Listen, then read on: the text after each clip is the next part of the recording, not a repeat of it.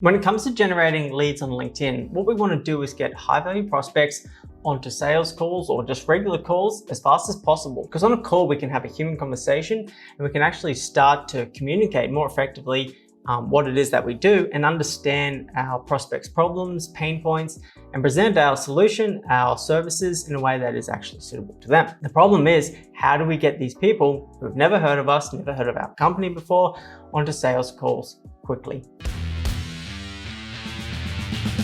All right, hey, how's it going? My name is Ryan Caswell from b2bleads.com, and this is just a real quick video to talk about my three-pronged or snowball approach to getting clients or prospects on LinkedIn onto phone calls quickly. Now, what most people do on LinkedIn is they tend to reach out to people and they try to say everything in one go and put a link in to book a call and get that person to book a call straight away. Problem with this is it's like proposing on the first date. It's a little bit too much, too soon, and you're asking too much of that person to begin with. So what I like to do, this is just a real simple approach that you can take with your LinkedIn messaging, is what I'll call my three-pronged snowball approach. Let's just give it a name. And essentially what you want to do is, step one is we want the first bit of engagement that we want, that's going to snowball into the next bit of engagement. The first bit of engagement that we want from our prospects is to connect on value.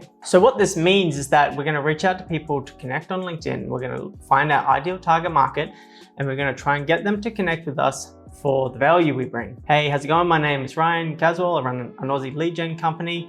I have a money back guarantee, post lots of great content. If any of this is of value, it'd be great to connect. So is this of value? It would be great to connect. That key sentence there, we're getting people to connect with us based on the value that we can bring to that particular prospect. So the first step to the snowball effect is getting them to connect based on the value that you can bring. Next thing, identify interest. So rather than just assuming that the person is interested in what you want and sending them a whole bunch of crap they didn't ask for, what we want to try and do is elicit engagement, because engagement will snowball into further engagement and more valuable engagement. Like a phone call is far more valuable than a thumbs up on a messenger. So what we need to do is identify interest. So we have a little bit more time once someone's connected, we can say a little bit more, but we don't want to say too much, because if we send someone, a 3-page essay on, every single thing that our company's done and why it's valuable, they're just going to ignore it. So we need to identify interest and we need to do it quickly, succinctly,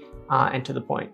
And we want them to have one call to action, which isn't following a link and to learn more or anything like that. We just want them to say basically yes or no. And no is powerful as well. If someone's not interested, it's good to know this so that we don't have to pursue that person or follow them up or send them unwanted messages any further. A no is better than a maybe or no response at all. So what we want to do is identify interest. You can say a little bit more.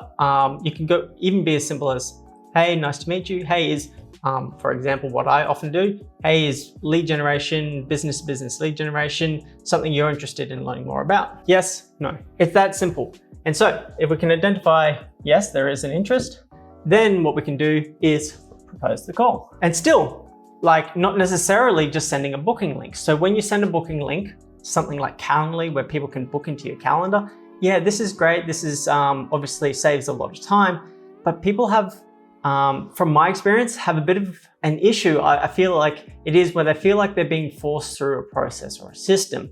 So what I like to do is, rather than just sending the booking link, is proposing the call. Hey, okay, great. Well, if you're interested in learning more, how about we organize a call because of these reasons? Pretty simple. Once again, it's very simple, yes, no type question. Yes, no, yes. Okay, great. Let me know when suits for a chat, or find a time on my calendar, link below, if that's easier. So we've given them choice, but the obvious choice or the easier choice is the choice that we want them to select. So it's the illusion of choice, but people feel better giving the option. So rather than being forced into something that they don't necessarily want, we give them the choice where that is the better option, so it just makes sense to do it. So propose the call, yes, no, yes, okay, here's the option, here's how to make the call. Send call link. Sorry about the horrible handwriting. So the reason people don't do this is because, well, I guess it's just easier to send a booking link and hope for the best. So this is why you need good systems that'll help you manage who's replying, who's engaged, and what you need to say and when. Because this process, in an ideal world, that would all happen in one short conversation. But in the real world, you might send a connection message, 3 weeks later they might connect, they might not even reply, you send another message, they eventually say yes, and then you might propose the call. You might not hear back from them for a couple of weeks, follow them up, they said they are interested, then you send the call. Like, if you don't have a proper system to track this for you, it's gonna feel like a ton of work. So if you have a good system, like we use essentially a CRM that basically says, this person needs to be sent this message today, it just makes it so much easier. It only takes 15 minutes a day to go through all your messages, and everyone's sent the right thing at the right time. But this is a really effective way to get people into calls without going too hard, too fast. Now, depending on the industry, the product, the service, the market need, all that sort of stuff, you can experiment with jumping straight from here to here, or combining these things to reduce your, to increase your return on investment by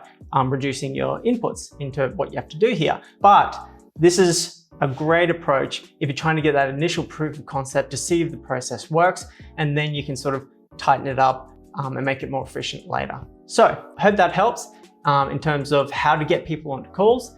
If you have any questions around more specifics around messaging, feel free to reach out, leave a comment below. And as always, Ryan Casserole from b2bleads.com. Have a great day. Cheers.